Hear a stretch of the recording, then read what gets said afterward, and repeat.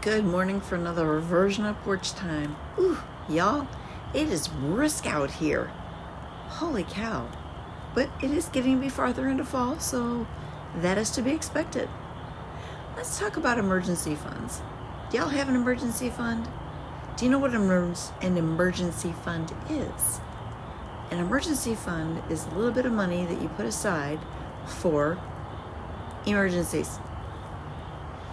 So what do you do if your car breaks down, or you blow a tire, or your basement floods, and you don't have insurance for that? What do you do in that case? Do you have to take out a loan to get it fixed? That's no fun, because then what does that do? That increases your stress level, because then you have to pay that back.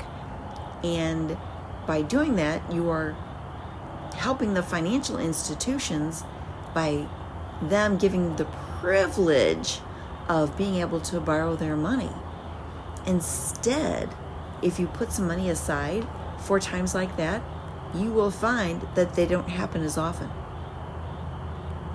A typical emergency fund is 3 to 6 months worth of expenses. That way, if you get laid off, you lose your job, whatever, you've got some money set aside so you don't have to go into debt to live.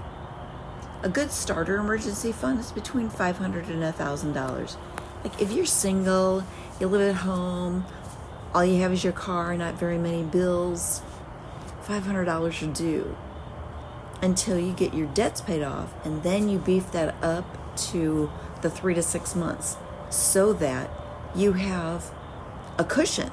Everybody wants a cushion so you don't have to incur the stress and go into debt.